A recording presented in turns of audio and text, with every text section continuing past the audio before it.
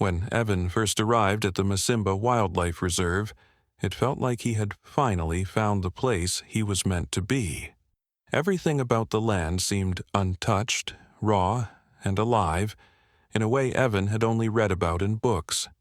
He wasn't some rugged adventurer or fearless explorer, just a quiet, observant young man with a camera, a worn-out field journal, and a deep love for the wild. Growing up in the crowded noise of the city, he'd always felt like an outsider, like there was something calling him beyond the concrete walls. Out here, among the golden grasses and endless skies of Africa, that feeling finally made sense. His work wasn't glamorous.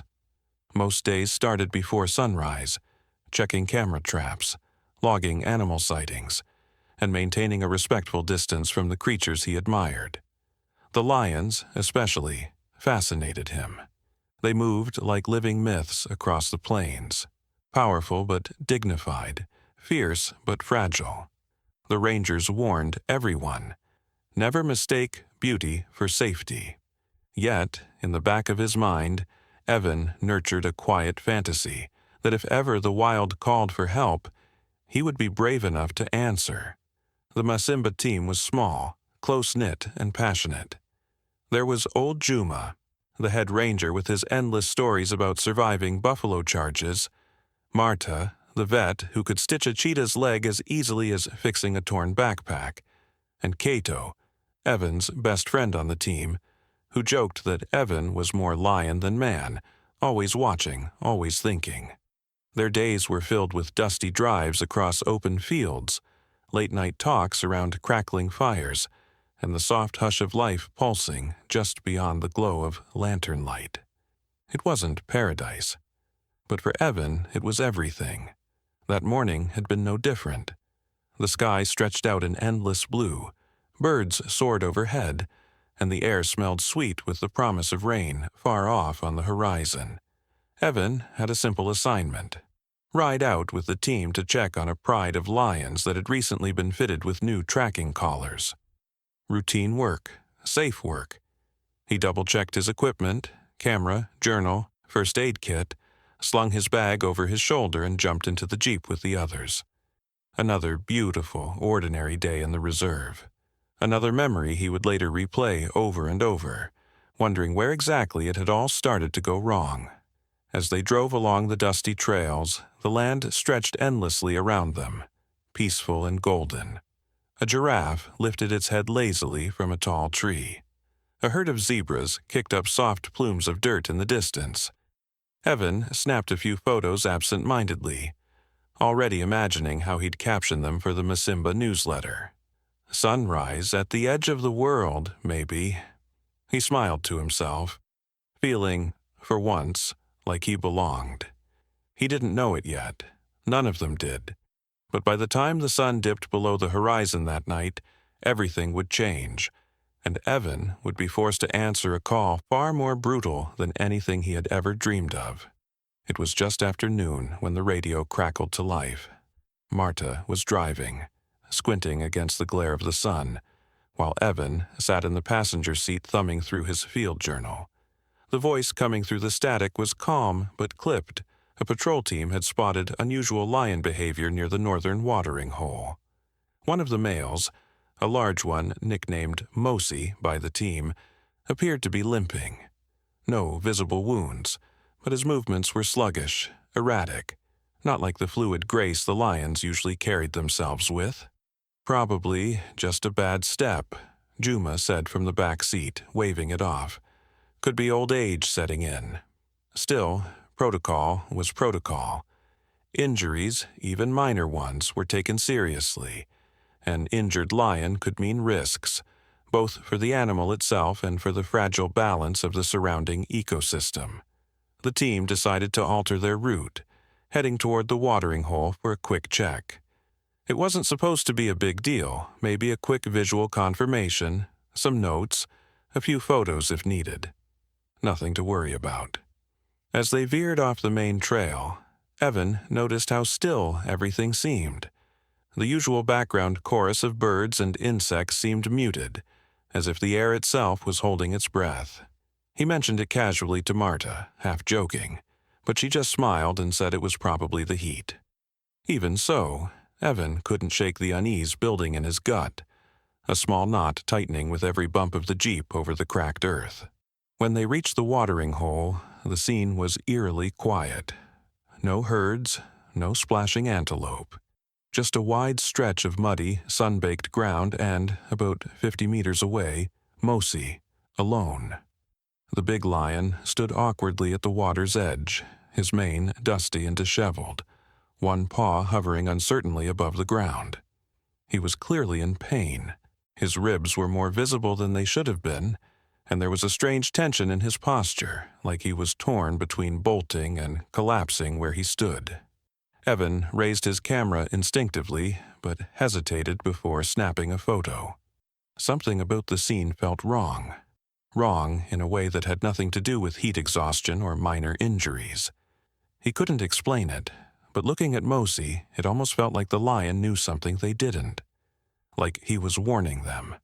The team kept their distance, observing quietly, noting details. Juma wanted to move closer to inspect for wounds, but Marta advised against it. "If it's just a sprain, we risk stressing him for no reason," she said. After a few more minutes, they agreed to log the sighting and report it to headquarters. Veterinary support could be dispatched if needed. They turned the Jeep back toward camp, the mood casual on the surface, but Evan glanced over his shoulder one last time at the watering hole.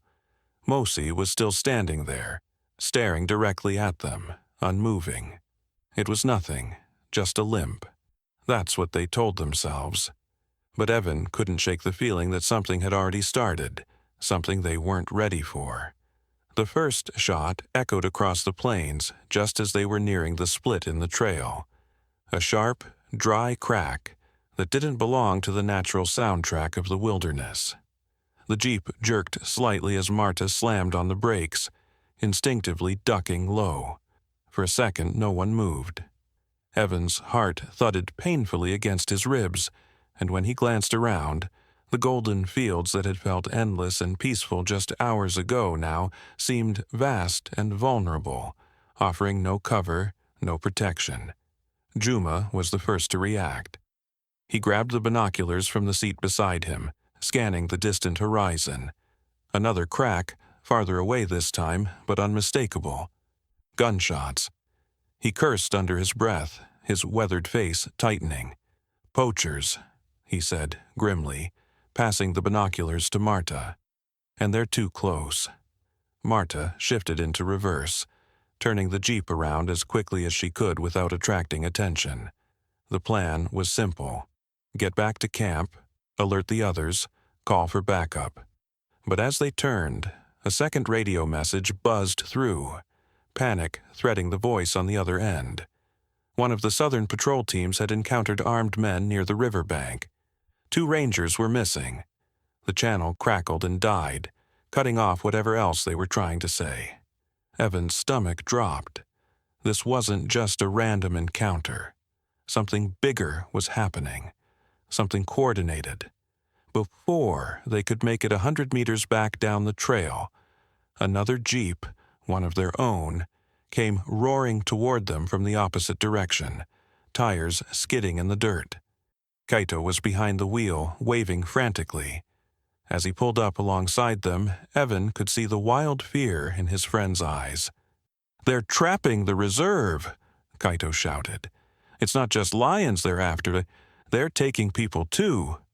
Marta cursed and gunned the engine, aiming for a narrow side path that led toward a ranger outpost deeper in the reserve. It was rough, less traveled, but it offered the best chance to get out unseen. The tires bounced hard over stones and dry brush. Evan clutched the side of the door, white-knuckled, feeling every jolt like a punch to the gut. Dust swallowed them, and for a terrifying few minutes it felt like the world itself was disintegrating around them. Somewhere behind them, more gunfire popped. Closer now. Then it happened. A sharp snap echoed beneath them. The Jeep lurched violently to one side. Marta swore loudly, fighting the wheel, but it was no use.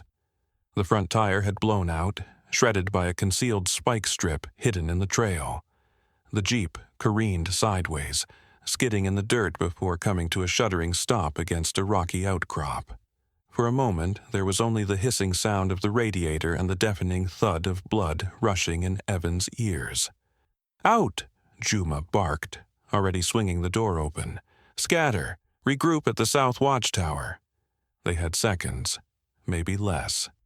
Evan stumbled out after the others, grabbing his pack instinctively, feeling the harsh heat beat down on his exposed neck. Marta and Juma sprinted one way, Kato darted another, each disappearing into the tall grass like ghosts. Evan hesitated, the sounds of boots and muffled voices closing in behind them. Then he ran, heart hammering, lungs burning, every survival instinct screaming. He didn't look back until he was deep enough into the brush that he could no longer hear the others. When he finally stopped, crouching low behind a dense cluster of thorn bushes, the world seemed horribly still again. His breaths came in sharp, ragged gasps. Somewhere in the distance, another shot cracked, followed by a muffled shout, but closer, much closer. Evan caught a sound that froze him in place, a low, rumbling growl. He turned his head slowly, afraid to even breathe.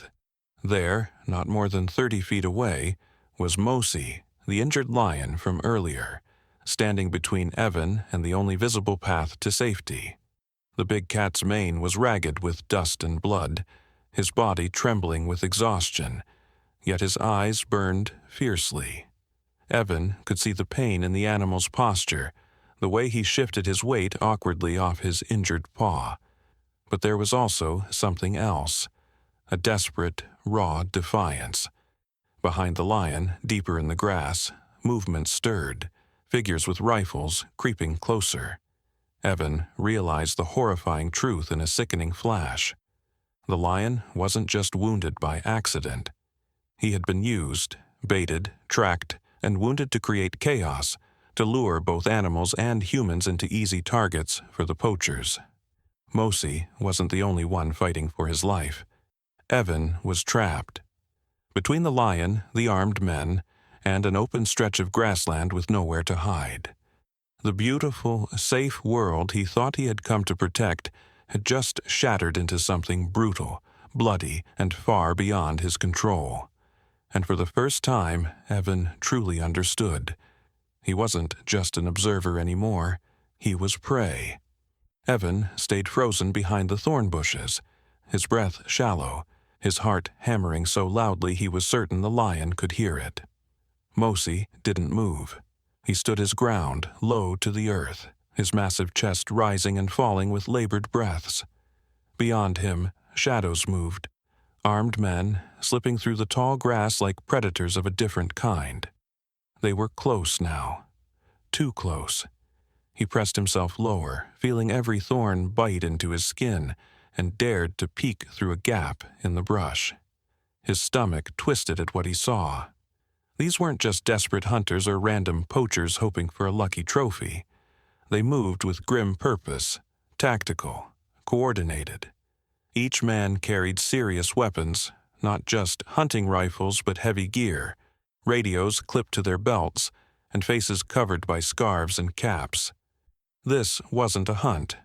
This was an operation. Through the buzzing haze of heat and fear, Evan caught a few muffled words as they passed close by. "Shipment has to move by tonight. Boss wants the samples alive. No mistakes this time." Another voice, gruff and urgent.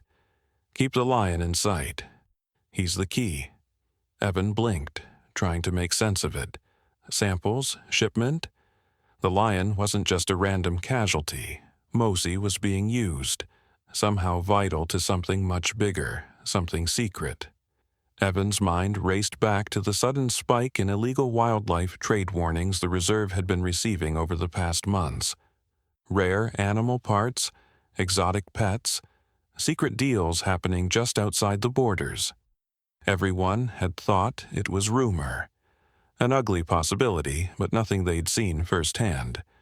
Until now. A twig snapped nearby. Evan jerked his gaze back to the present.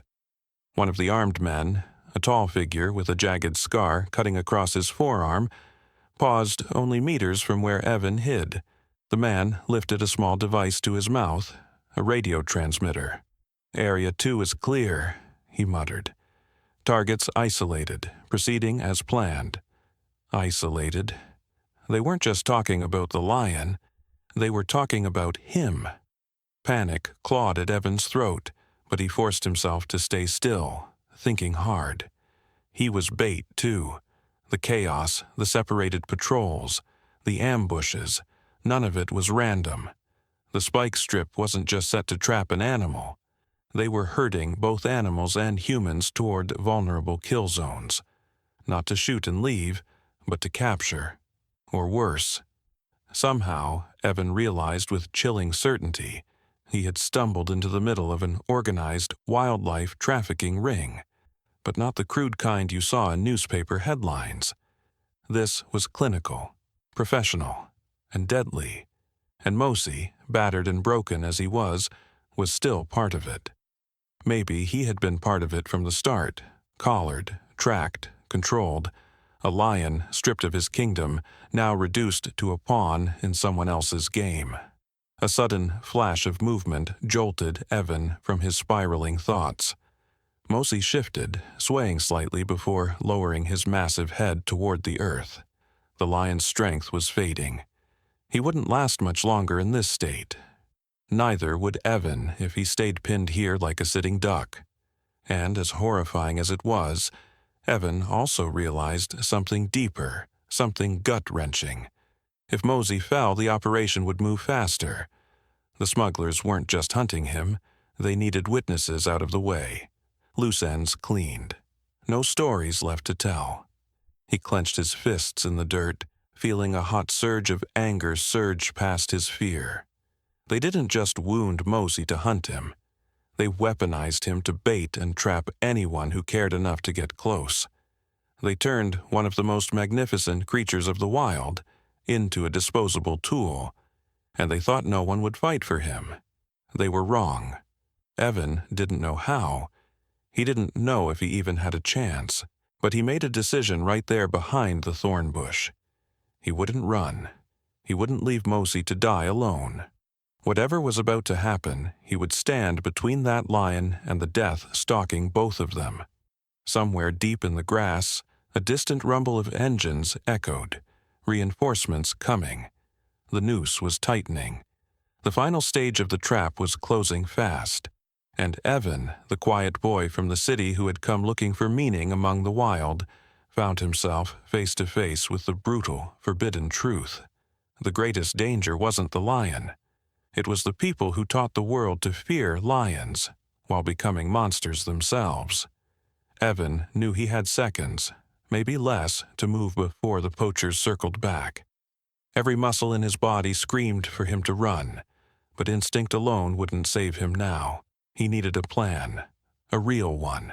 He scanned his surroundings quickly. Low brush stretching toward a rocky ridge about 30 yards away, and beyond that, nothing but open land. Running blindly would be suicide. He needed cover. And more importantly, he needed a way to help Mosi, who was barely holding himself upright. Keeping his body low, Evan crawled carefully through the brush, each movement agonizingly slow. Thorns ripped at his sleeves and skin, but he gritted his teeth and pushed forward. His mind raced. What could he do? He had no weapon, no radio signal, no team. He wasn't a soldier. He wasn't even a ranger.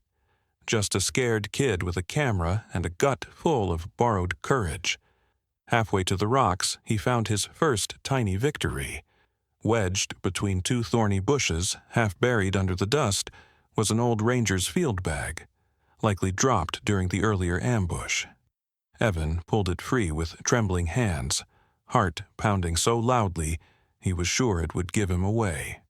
Inside, among some shredded maps and broken binoculars, was a battered flare gun, one shot left. His hands tightened around it. It wasn't much, but it was something. He stuffed the bag into his jacket and pressed on, adrenaline dulling the sting of every scrape and scratch. Behind him, he could hear faint murmurs, the poachers moving methodically, sweeping the area. Every instinct screamed at him to run, to hide, to vanish. But every time he faltered, his mind flashed back to Mosey's battered form, still standing, still refusing to fall. Reaching the rocky ridge, Evan found a shallow hollow carved into the stone, barely enough to crouch inside. From here, he had a clearer view of the entire disaster unfolding. There were more men than he had realized, at least a dozen, fanning out with grim efficiency. And then he saw it. A dark, green, heavy-duty transport truck parked under a cluster of trees, partially concealed with canvas netting. The back was open, and even from this distance Evan could see the shapes inside, cages, small ones, movement within. The poachers weren't just after Mosey, they were collecting endangered animals, cubs, anything they could sell to the highest bidder. And Mosey, proud, wounded Mosey, had been reduced to nothing more than a living trap. The rage that surged inside Evan nearly overwhelmed his fear. He couldn't save everyone, he knew that. But maybe, just maybe, he could buy enough time for someone, anyone, to intervene.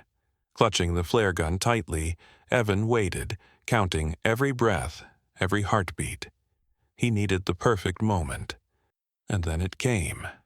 A group of poachers moved past him, weapons slung lazily across their backs, heading toward the lion. They moved with sickening confidence.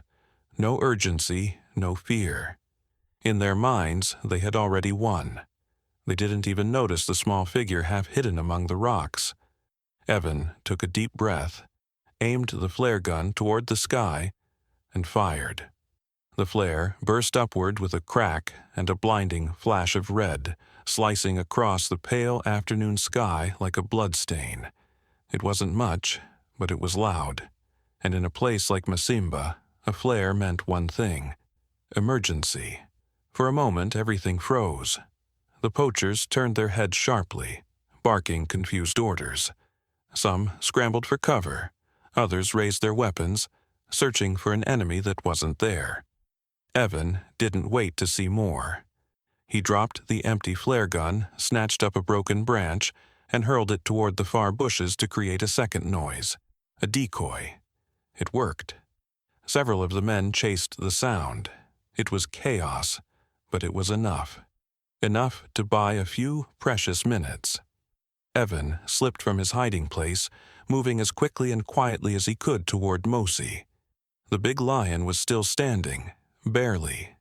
As Evan approached, Mosey turned his great head slightly, meeting Evan's gaze with eyes that burned with stubborn fire. There was no trust between them, only a fragile, desperate truce born of survival. Slowly, keeping his movements broad and visible, Evan crouched low in the grass nearby. He didn't try to touch Mosey, didn't dare. He simply stayed close, making himself visible to the lion, and invisible to the men hunting them both. He could hear the distant hum of engines now, maybe from the camp, maybe from rangers responding to the flare. Hope flickered in his chest, thin and fragile.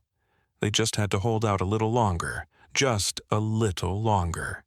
Behind him, a shout rang out. One of the poachers had spotted the flare's origin point. Boots pounded against the dry earth. Voices rose in alarm. Evan didn't move. He stayed there, between the lion and death itself, hoping against all reason that somehow, some way, they could both survive what was coming. Tiny victories, he reminded himself. One breath at a time. The world narrowed into a tunnel of heat, dust, and pounding blood as Evan crouched near Mosey, listening to the chaos unraveling around him. Shouts cut through the heavy air, angry, confused. The poachers had realized the flare was a distraction, and they were regrouping fast. Time was no longer measured in minutes, but in heartbeats. Evan stole a glance at Mosey. The lion was swaying slightly now, exhaustion dragging at his powerful frame. Blood matted the fur around his shoulder where a dart had struck. Evan could see it now. A tranquilizer wound that hadn't been clean. A sign that the poachers intended to capture, not kill. Mosey's chest heaved with each breath, but he stayed standing, defiant, as if sheer will alone could keep him alive. The flare might have bought them precious time, but it had also exposed their position. Through the brush, Evan spotted movement. 3 poachers moving swiftly, rifles raised, cutting a direct path toward him and the lion. They weren't shooting yet. They wanted to capture alive, at least for now. But once they realized Evan was more trouble than he was worth, mercy would vanish. Evan's hand trembled as he wiped sweat from his brow. His mind raced, flipping through possibilities. Fight? Run? Hide? None of them felt real. He had no gun, no backup, no exit. And then came the gut-wrenching realization.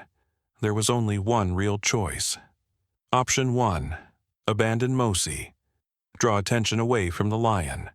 Let the poachers have him while Evan made a break for it across the open fields. He might survive if he was fast, if he was lucky. Option 2. Stand his ground. Stay between the lion and the poachers. Buy Mosey more time, maybe save him. But Evan knew the odds. Alone, unarmed, he wouldn't last 5 minutes. Either way, someone would pay the price.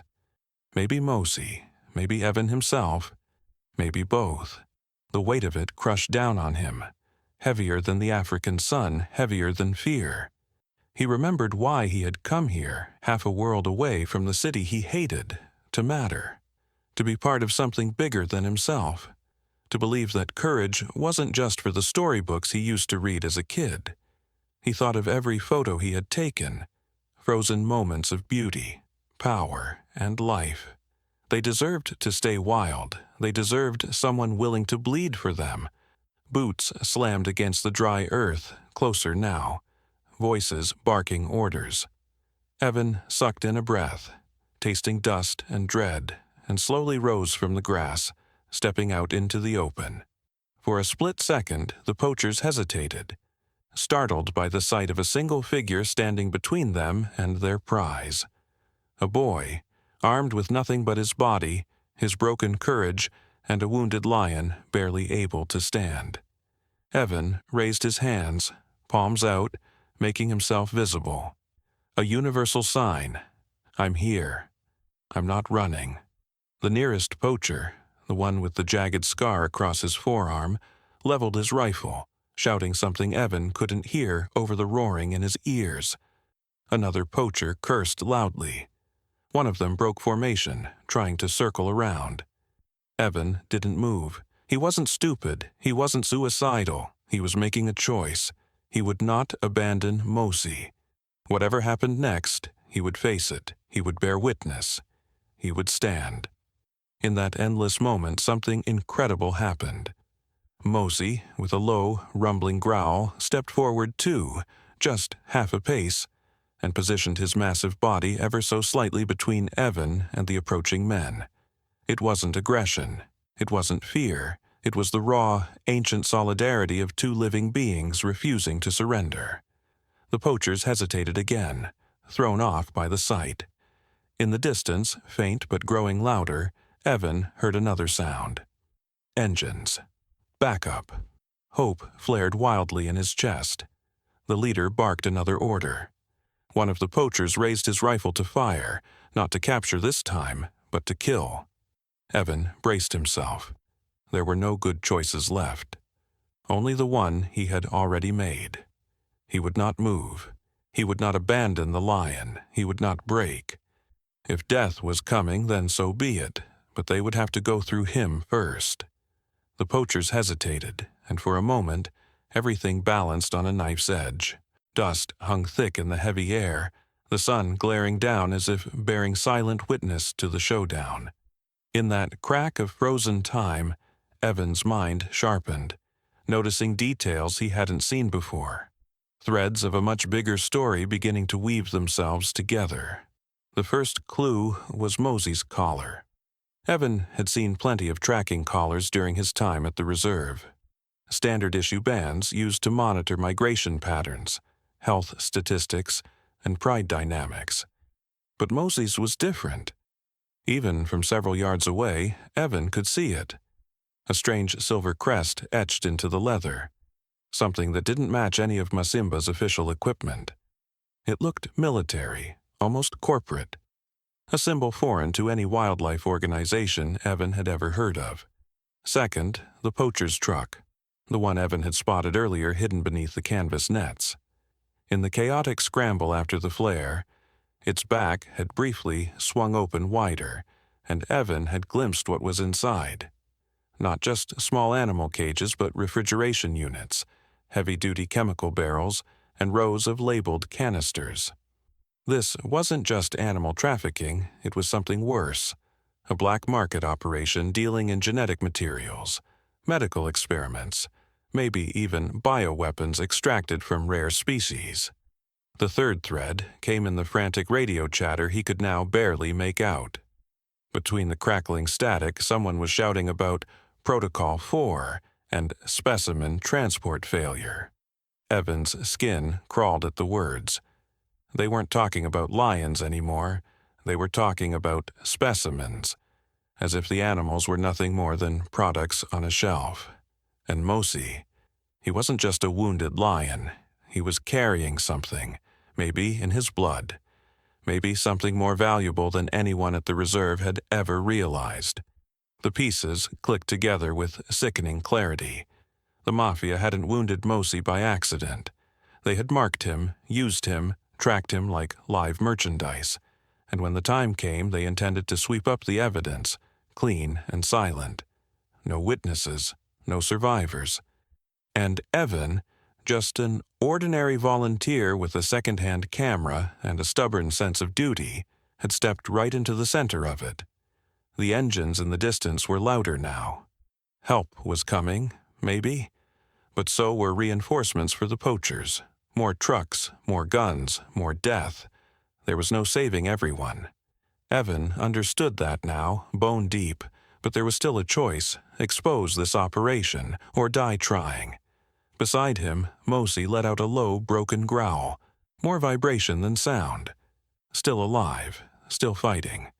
Evan tightened his jaw and shifted slightly, positioning himself to shield the lion's weakened flank. He had no grand plan, no backup tricks left. Just his body, his voice, and the raw truth burning in his chest.